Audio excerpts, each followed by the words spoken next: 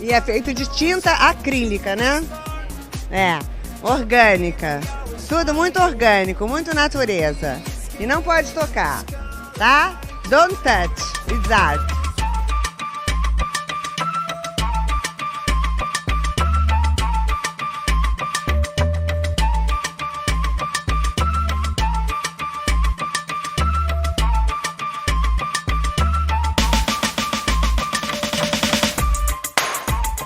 E aí, gente perdida, tá começando mais um Não Pode Tocar. Eu sou a Lana de Oliveira e este é o 12º episódio da nossa 5ª temporada. Se você chegou aqui agora, o Não Pode Tocar é um podcast sobre teoria, história, crítica, prática de arte e temas afins. No nosso feed, você encontra, além dos episódios de temporada, com conversas, ensaios e experimentações, o Pataquadas, no qual eu repercuto as principais notícias do mundinho da arte, com colunas abertas de Denis Almeida e Camila Salotto. E o Não Pode Chorar, que são episódios nos quais nós contamos algumas desventuras da vida e pensamos em modos criativos de lidar com elas. Nós lançamos episódios todo domingo e estamos presentes em todos os tocadores de podcast e nos aplicativos comumente usados para ouvir música, como o Deezer e o Spotify. Para quem não usa aplicativos para ouvir podcast, nós disponibilizamos os nossos episódios no YouTube e você pode ouvir direto no site notamanuscrita.com. Lá, em notamanuscrita.com, você encontra a postagem original do episódio, com a descrição completa, com links para todas as formas de nos ouvir, de tudo que nós comentarmos no episódio e para os nossos perfis pessoais e oficiais. Quem comanda as redes do Não Pode Tocar é o Chewie, o primeiro e único cão podcaster. Tanto no Twitter quanto no Instagram, você encontra Chewie como @nãopodetocar, sempre com o D de pod no mudo. Vai lá ganhar uns lambeijos do Titi. No finalzinho da descrição do episódio, você encontra uma chave Pix e o link para o nosso PicPay. Acesse picpay.me/nãopodetocar e considere apoiar este projeto com R$ 5 mensais ou com qualquer valor esporádico. Se não der para apoiar financeiramente, só de seguir a gente nas redes e compartilhar este episódio, você já nos ajuda e muito.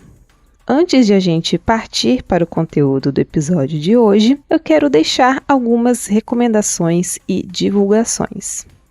O livro Na Volta a Gente Esquece, da Fabiana Pedroni, continua disponível para venda no site da editora Escambau. Então, se você gosta de um bom causo, com pitadinhas de elementos fantásticos e muita prosa lúdica, acesse escambau.org e compre já o seu. A noveleta de horror cotidiano A Morte do Vizinho da Serra Elétrica, do Rodrigo Hipólito, pode ser lida no Kindle Unlimited ou adquirida na Amazon. Se você quer uma boa pedida para esse mês do horror, eu tenho certeza de que você vai gostar dessa história. A livraria Gibiteria e, agora, editora Miramar Livros abriu o primeiro projeto do seu selo editorial Guilhotina. A campanha para lançamento dos quadrinhos poético-filosóficos Outras Histórias, de Daniel Figueiredo, está aberta e você pode conhecer as recompensas em catarse.me/Outras Histórias. Todos os links estão na descrição do episódio. Agora chega de recados iniciais. Vamos para o episódio de hoje.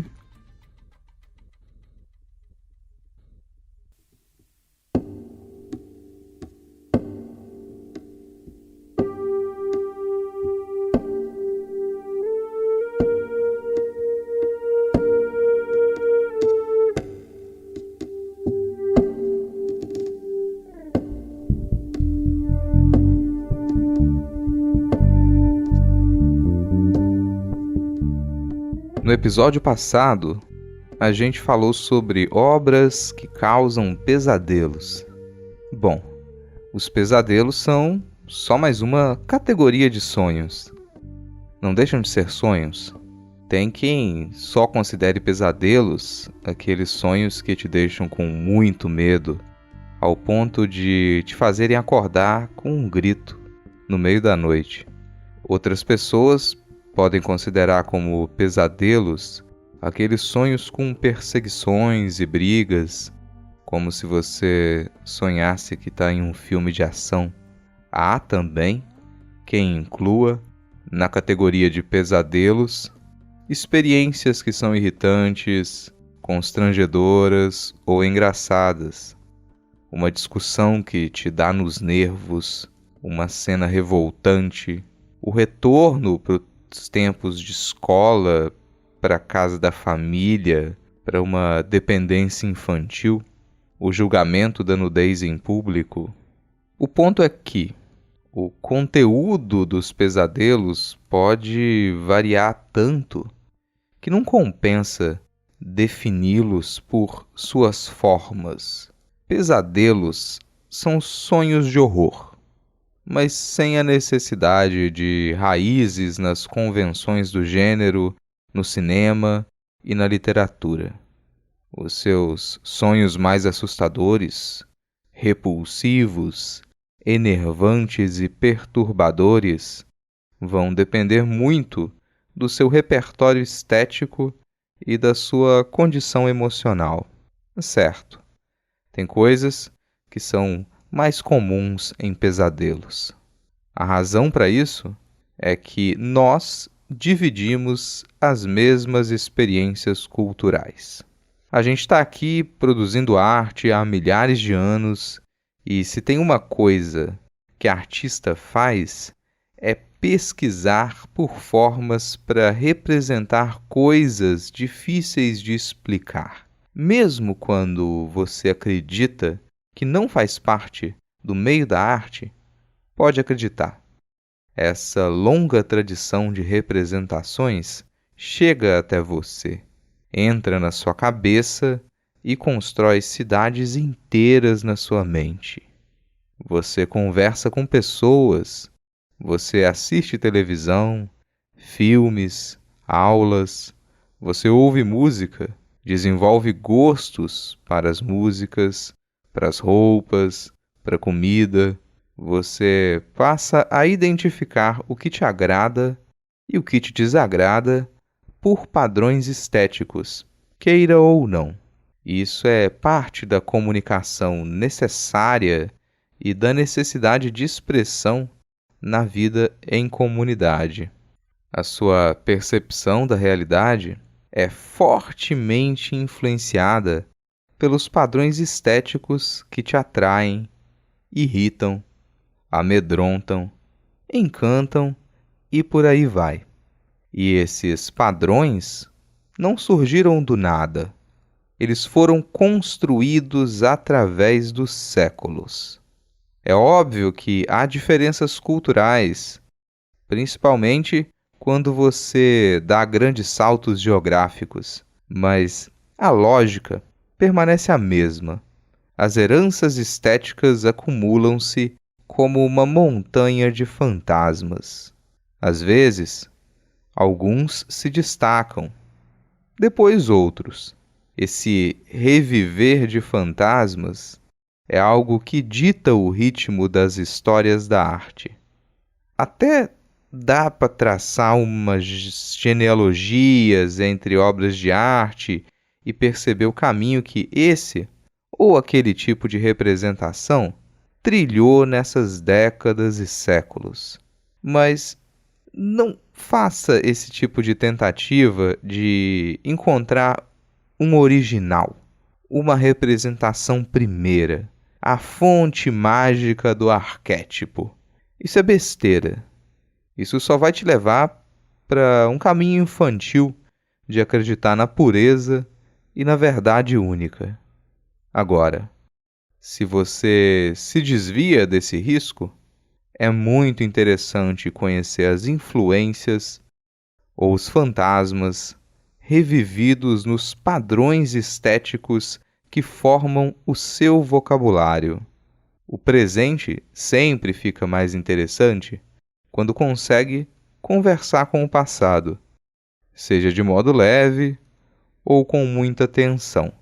Essa, aliás, é uma das características de artistas que desenvolvem estilos marcantes.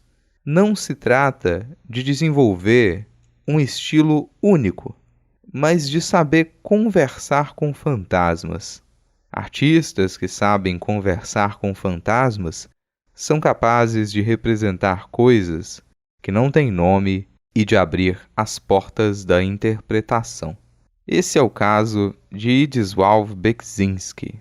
Talvez esse nome não te diga muita coisa, mas eu garanto que, se você passa algum tempo na internet, você já se deparou com alguma imagem de obra dele. Ainda mais quando a gente chega em outubro, o mês do horror.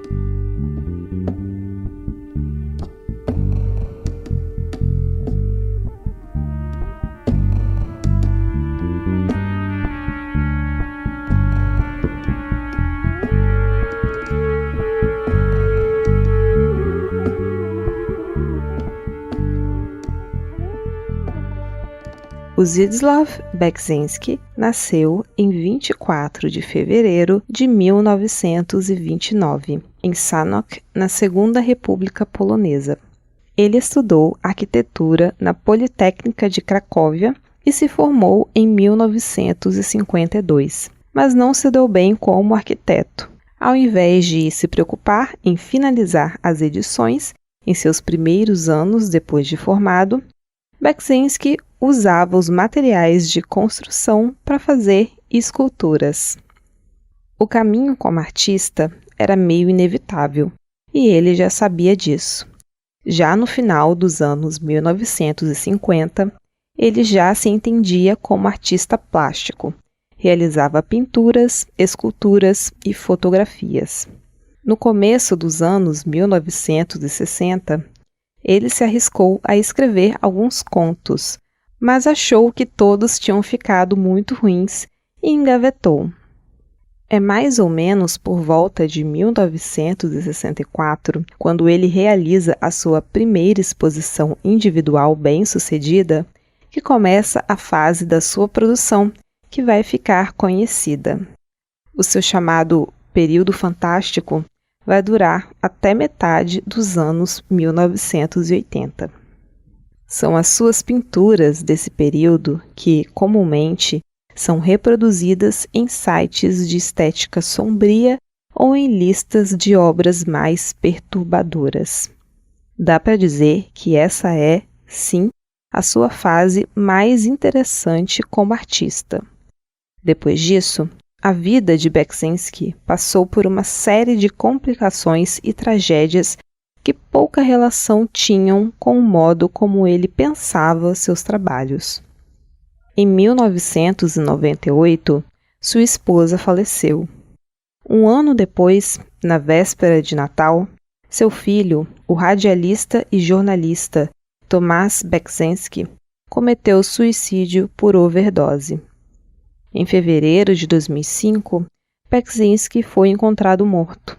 Ele foi esfaqueado 17 vezes pelo filho adolescente do zelador do prédio, para quem tinha negado dinheiro emprestado.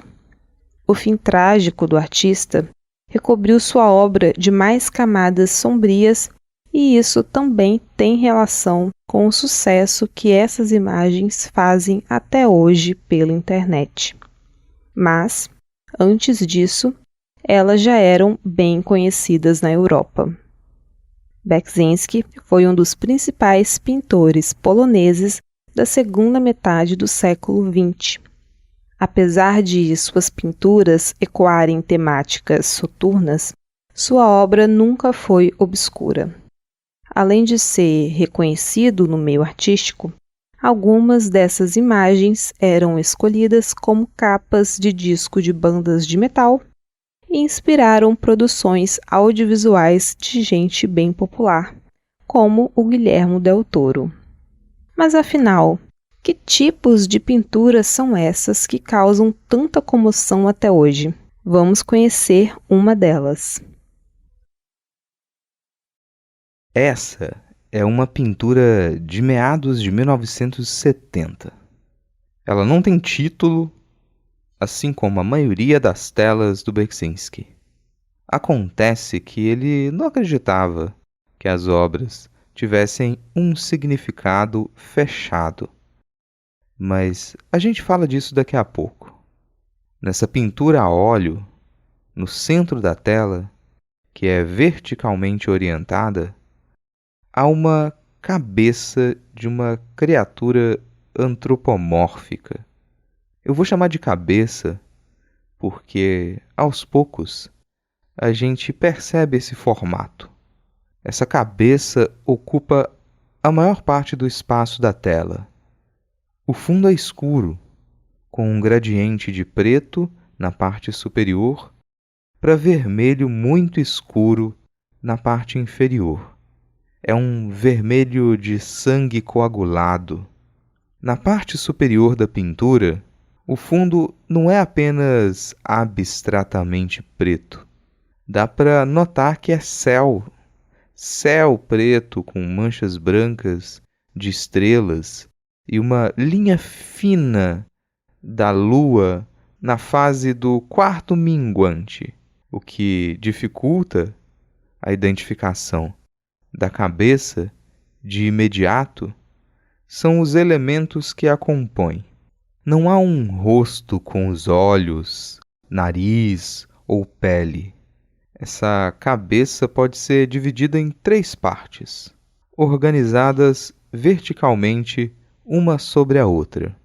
A parte superior ocupa metade da altura total dessa cabeça.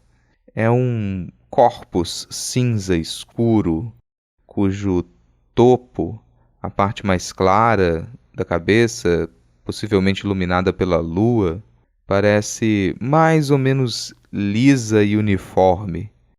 Talvez seja um cérebro triturado e meio apodrecido, conservado de um jeito que tenta lembrar sua forma original, mas falha. No centro da parte superior da cabeça há um buraco escancarado olhando para a escuridão. No meio desse buraco há um círculo branco comparável ao tamanho da lua. Toda a superfície ao redor do buraco, independentemente de ser lisa ou recortada, é coberta por um padrão de linhas finas, vermelhas, pretas e brancas, entrelaçadas entre si e lembrando alguns rios com afluentes ou vasos sanguíneos. A parte média e a parte inferior dessa cabeça são repletas de fissuras e cavidades escuras, sendo a maioria à direita, na parte inferior do topo da cabeça. O centro da pintura é formado por círculos esbranquiçados que são as pontas de fios vermelhos grossos, como se dezenas de vasos sanguíneos do tamanho de cobras saíssem do meio da cabeça e apontassem em nossa direção. A parte inferior dessa cabeça é a menor em tamanho. É um corpus em forma de losango, constituindo o queixo e os lábios. O lábio superior é escuro, quase preto. O inferior é castanho claro. A boca está ligeiramente aberta. Os dentes anteriores e inferiores são vistos mais claramente do que os superiores. O queixo é vermelho escuro, com laços de fios de sangue pendurados. No queixo há a inscrição SLOWA, que significa palavras. As letras dessa inscrição parecem não ter sido escritas, mas cortadas ou estampadas em uma superfície dura, o que é comprovado por um sombreamento distinto nas 3 primeiras letras. parte dessa descrição é uma tradução direta do que consta no artigo 3 pinturas de Władysław Beksiński, tornando a arte possível depois de Auschwitz, de Natalia Kopcheva e Ksenia Reznikova, publicado em 2015. Apesar das autoras tentarem trazer análises e interpretar os significados dessas 3 pinturas através de analogias, isso não é necessário para que a imagem seja impactante. Procurar esses significados também não seria um problema. O próprio artista já tinha afirmado que não fazia suas pinturas pensando em uma narrativa ou sentido específico, mas inspirado por longas sessões de música erudita. Ele teve a sua fase de pinturas abstratas e, em alguma medida, isso permanece nas suas obras figurativas. Tem muita coisa incômoda nessa imagem. A inevitável relação entre os detalhes da pintura e a composição dos tecidos humanos, a ausência de elementos que a gente considera fundamentais para uma forma ser considerada antropomórfica, a percepção de que essa cabeça está solta em um espaço escuro e é bem menos humana do que a relação com os tecidos dava a entender no início. Você pode começar a pensar em planetas e entidades intergalácticas ou sobrenaturais, mas a boca ensanguentada e a inscrição na parte inferior te arrastam de novo para a escala humana. Quanto mais você dedica atenção àquela imagem, mais simples e mais desagradável ela se torna. O que a gente tem aqui é uma espécie de monstro surrealista. Falar sobre monstruosidade e surrealismo talvez seja um dos caminhos mais seguros para encontrar e compreender as referências do Beksiński. Se você quiser encontrar artistas que faziam coisas similares ao que ele trabalha em sua fase fantástica, nem precisa se afastar demais no tempo e no espaço. O Bronislaw Linke, que também era polonês, tinha pinturas que usavam os mesmos tons opacos, ocres e escuros, em contraste com partes esbranquiçadas para construir figuras antropomórficas, absurdas e soturnas. Se você resolver explorar a história da arte polonesa e for um pouco mais longe no tempo, vai cair em imagens de Arthur Göttger, que se destacou como gravurista na primeira metade do século XIX. As telas do Arthur Göttger eram feitas para impressão e, logo, circulavam em larga escala. Larga escala para a época, é óbvio. Na virada para o século XX, você encontra requinte e estranheza no simbolismo Art Nouveau de Eduardo Kuhn e nas paisagens sublimes e aterradoras de Friedrich Huskisky. Agora, se você quer um conjunto de pinturas bem mais famosas e que provavelmente inspiraram não apenas o Beksiński, mas uma infinidade de representações de paisagens e personagens assustadoras, dá uma procurada nas pinturas do surrealismo sombrio do Max Ernst. Max Ernst foi uma das grandes figuras do movimento surrealista e do dadaísmo. Ele explorou um sem número de possibilidades e formas durante a sua carreira. No caso dessas pinturas, a gente encontra paisagens que lembram formas arquitetônicas, torres e árvores, mas todas elas parecem ter sido cobertas por mofo, limo, trepadeiras apodrecidas ou serem compostas por metal enferrujado e corroído por décadas de chuvas ácidas. No meio dessas cidades derretidas e reformuladas como fungos metálicos, tudo parece deserto de humanidade. Ainda assim, a própria existência da imagem nos leva a crer que há sobreviventes naquela realidade. Deve haver um ser humano suportando uma solidão que só é possível em sonhos ou pesadelos. Essa ideia de que alguém sobrevive em um lugar deserto, assustador e impróprio para seres humanos viverem em quase completa solidão, vagando pelo resto da sua vida, faz pensar em outro elemento que, talvez, seja fundamental para entender o sucesso das pinturas do Beksinski: o pós-apocalipse.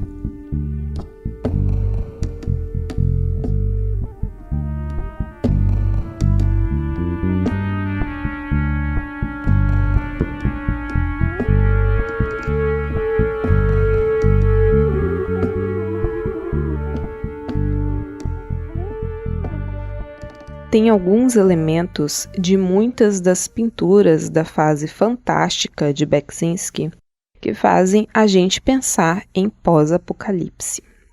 Primeiro, é bom considerar que o artista produz essas imagens em uma época em que imaginar o pós-apocalipse era algo comum e, para muita gente, quase inevitável. A Guerra Fria já tinha passado por crises que deixavam evidentes a possibilidade de um conflito atômico final. E quando eu digo que tinha passado, não significa que essas crises tenham sido superadas. A ameaça nunca deixou de rondar o debate político e a percepção popular.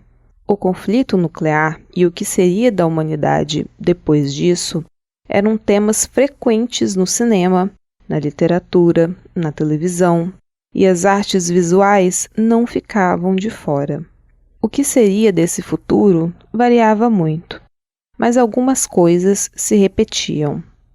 Os cenários desérticos, as construções em ruínas, as pessoas vivendo em bunkers, o inferno nuclear, o céu tempestuoso, a escuridão constante, a solidão dos últimos sobreviventes, a selvageria de um mundo sem normas, o tipo de criaturas que nós nos tornaremos nesse mundo. Tudo isso e muitos outros elementos compunham as perspectivas de mundos pós-apocalípticos. Se você pensa na destruição da civilização como nós a conhecemos, não seria estranho imaginar algum tipo de, entre aspas, retorno histórico. Isso é típico do imaginário colonizador, que acredita que há uma evolução, um progresso nos adventos tecnológicos, na extensa industrialização e no crescimento populacional em escala global. Se esse era o caminho do progresso, então, o contrário disso se torna um mundo com poucas pessoas, sem as tecnologias que a gente conhece hoje, com construções assemelhadas às de séculos passados, no caso europeu, ou paisagens tomadas pela natureza, em uma indicação do que deveria ser considerado primitivo. Você poderia pensar esse mundo futuro, que sobreviveu ao apocalipse nuclear, como um mundo que aprendeu a lição e passou a valorizar as pequenas comunidades, o contato com a terra, o respeito à natureza, a ordem baseada no cuidado coletivo e o repúdio a todo tipo de tecnologia baseada na extensa exploração dos recursos naturais para suprir desejos criados pela ganância. Só que não é isso que acontece. Qualquer ideia de perder o mundo que a gente tem hoje soa funesta e é atacada como retrocesso. É mais fácil imaginar que o ser humano que abdique do nosso modo de vida tenderá à degeneração. Quer dizer, quem conseguisse sobreviver ao apocalipse teria que perder parte da sua humanidade, se tornar bestial, corromper o próprio corpo e assumir uma natureza pendular, entre a proteção da companhia e a ameaça do estranho. Uma representação pós-apocalíptica baseada nesses princípios não vai apenas te jogar em um cenário desértico e tóxico. Ele vai te fazer encarar essa monstruosidade. Para isso, você precisa, ao mesmo tempo, reconhecer que há algo de humano naquele monstro e ter certeza de que a parte não humana é algo de que você quer manter distância. A proteção e a ameaça em uma mesma figura. A solidão, nesse mundo destruído, é aceitável apenas temporariamente. Não há chances de você sobreviver ali sem ter a ajuda de quem já domina aquela paisagem, de quem já conhece os perigos e os caminhos seguros. O problema é que, para conhecer esses perigos e os caminhos seguros, seria necessário se transformar em monstro. Quando você encontra essa coisa, esse monstro, não dá para saber se ela vai te alimentar ou te devorar.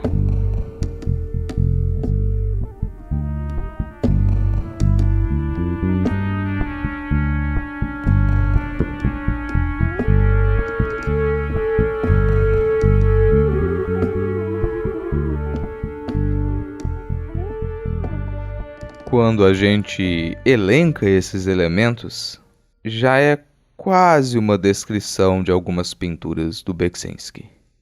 Em uma tela vertical, quase quadrada, de 1972, esse encontro com a monstruosidade parece prestes a acontecer.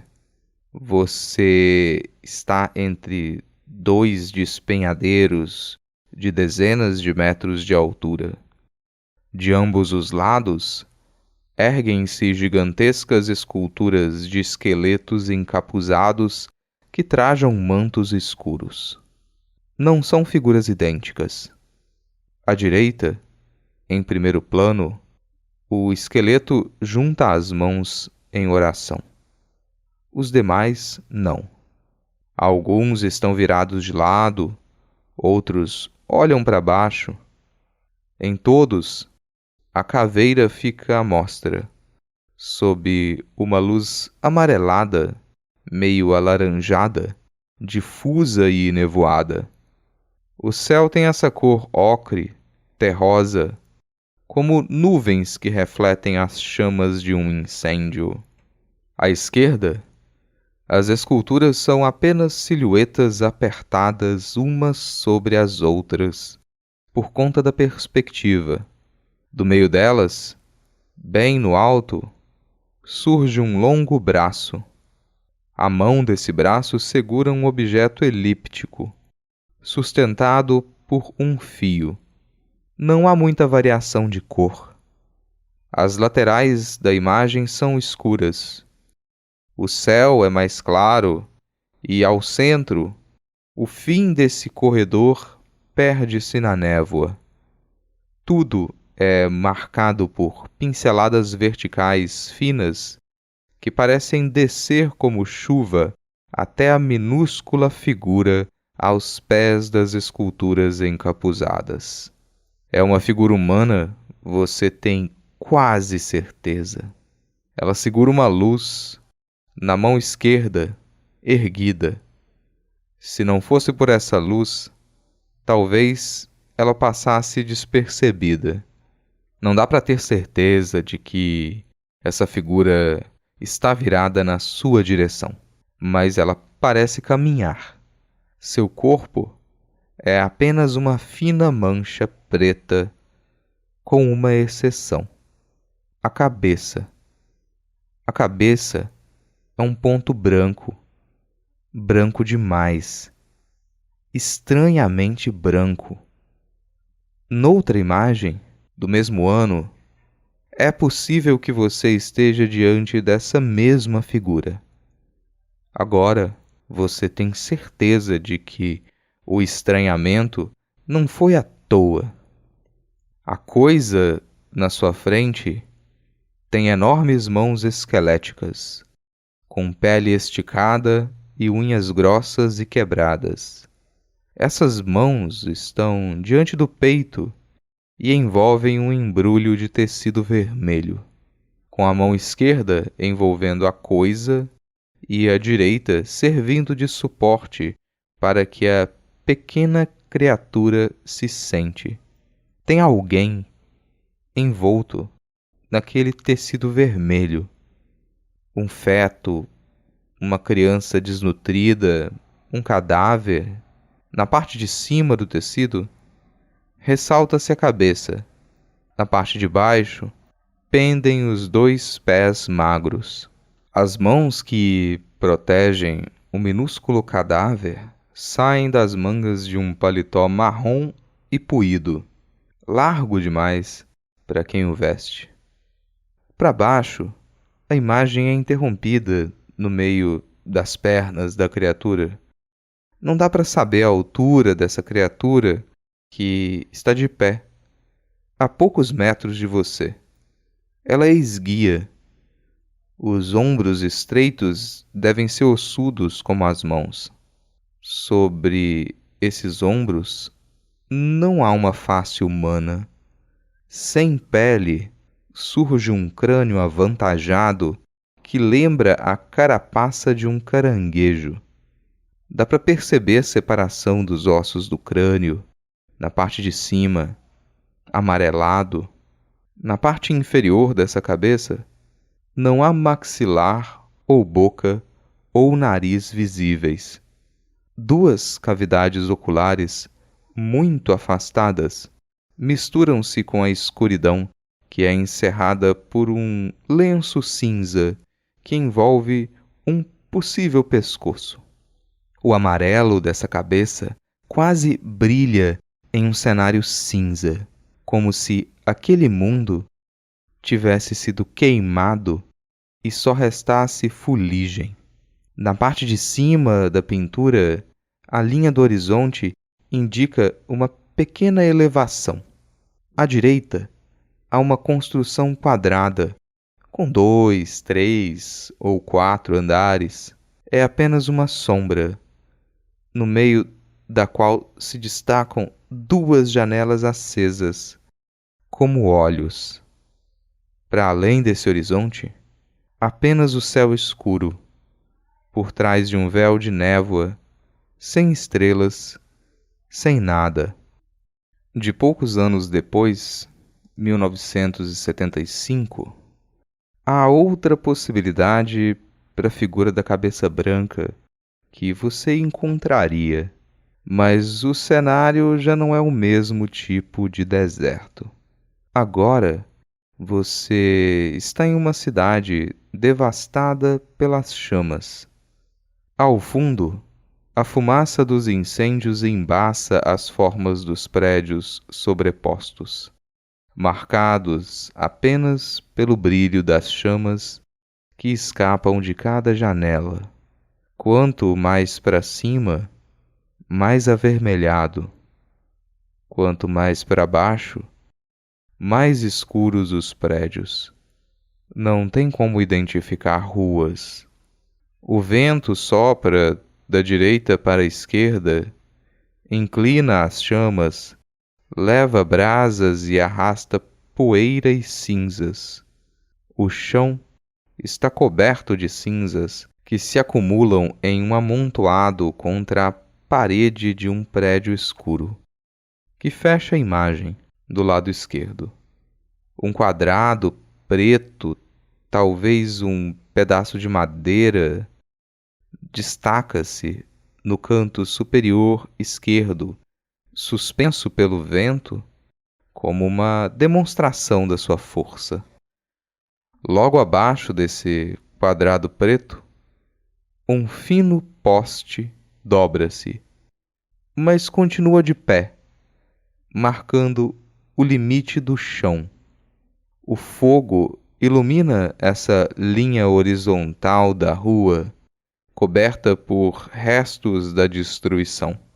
Não dá para identificar nada além de um móvel, talvez uma escrivaninha, sobre a superfície da qual brotam chamas. Ela está mais para a direita, à distância. Antes dela, o limite direito da pintura é um amontoado de fios escuros que tomba de um prédio prestes a desabar. Não dá para entrar nessa cidade. Não daria para sobreviver ali. Mas há um ser que parece ter saído lá de dentro e está bem diante de você. Sob o chão amarelo e repleto de restos, pequenos ossos ensanguentados ou insetos queimados, o monstro caminha sobre as 4 patas esqueléticas. Seriam mesmo patas? Talvez não. Talvez seja uma pessoa caminhando com as mãos no chão. A mão direita está adiantada e toca o chão apenas com os dedos. A mão esquerda está recuada de um passo que já foi dado, e o braço dobra-se em paralelo à coxa esquerda. Os membros traseiros não são humanos. Não tem como ser. São mais como de um cavalo? São como as pernas de uma ave? Difícil dizer. Esses 4 membros unem-se a um tronco que parece feito de fuligem. Não tem fronteiras nítidas. É apenas uma mancha preta ovoide. Grudada nesse tronco indefinido, entre o que seriam os ombros, bem próximo de você, aparece a cabeça. Está totalmente envolvida por algo branco. Podem ser bandagens. Pode ser um só fio de lã branca e enrolada, como um novelo. Parece até um casulo de teia de aranha. Na parte da frente desse casulo cabeça, onde deveria haver o rosto, apenas uma faixa vermelha, que você tem certeza de que é sangue.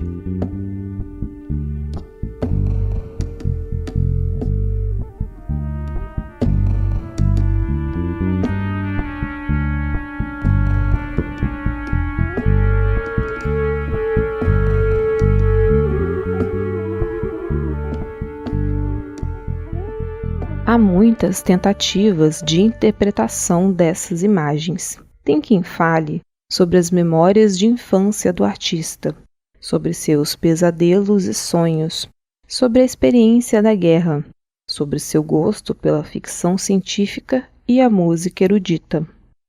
Honestamente, não há necessidade de se tentar encontrar a mensagem correta. Ela nem deve existir. O próprio artista já dizia que não se tratava disso. Ele teve sua fase como pintor abstrato e não dava títulos para suas obras para que a forma gerasse possibilidades abertas com o público. No máximo, ele explicava como preferia pintar enquanto ouvia música erudita, sem letra, sem canções, apenas os instrumentos. Quer dizer, sua pintura nunca se desgarrou da abstração. É sempre bom lembrar que a música é arte abstrata por excelência. Mas interpretar, colocar em palavras, inventar narrativas, conferir significados, estabelecer relações, paralelos e oposições, nomear, buscar intimidade com as imagens, tudo isso faz a arte ser mais interessante. De alguma maneira, interpretar é um modo de criar. Na descrição deste episódio, além dos artigos que a gente usou, você vai encontrar uma wiki com mais de 700 obras do Beksinski. Tem muitos conjuntos de pinturas e desenhos dos quais a gente não falou nem passou perto aqui neste episódio. Se você gosta de horror e cenários pós-apocalípticos, é provável que você logo encontre as suas imagens preferidas dessa coleção. A gente não tentou escolher as que mais nos impactam ou as que teriam mais possibilidades de narrativa. As obras descritas aqui aparecem na medida em que o episódio foi construído. Não tem nada que as faça mais especiais que as outras. Aliás, tem muitas que são bem mais impactantes. Apesar de ser fácil reconhecer as obras desse artista, ele variou bastante durante os anos 1970, 80 e 90. Tem pinturas que chamam mais a atenção por conta da quantidade de detalhes. Outras fazem composições de cores e texturas que te prendem antes mesmo de você pensar em entender a figura que está na tela. Se você gosta de cinema, tente se lembrar de filmes que se inspiraram em alguns desses cenários e figuras monstruosas. Pode ter certeza de que não são poucos os exemplos. Essa mesma sugestão vale para as referências em capas de livros, capas de discos, outras pessoas que ilustram ou qualquer tipo de arte. Quando você gasta um tempo para observar qualquer coisa com calma, até os pesadelos podem se transformar em diversão.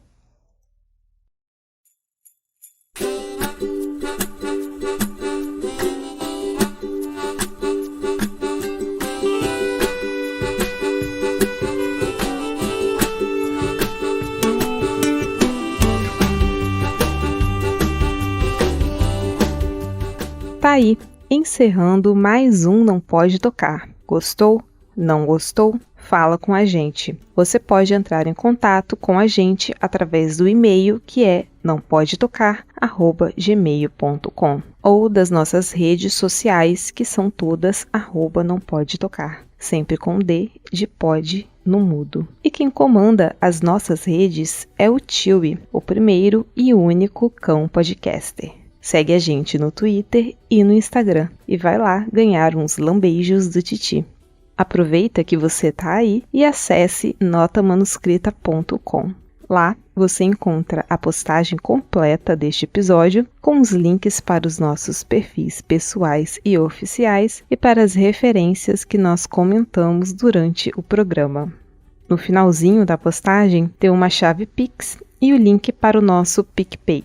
Acesse picpay.me/nampodetocar e considere apoiar financeiramente este projeto com R$1, R$2, R$5 mensais ou com qualquer valor esporádico. Se não der para apoiar financeiramente, só de seguir a gente nas redes e compartilhar este episódio, você já nos ajuda e muito. Ainda em notamanuscrita.com você encontra textos de processo, crônicas, contos, resenhas de livros, artigos acadêmicos, fotografias, ilustrações e outras das nossas produções.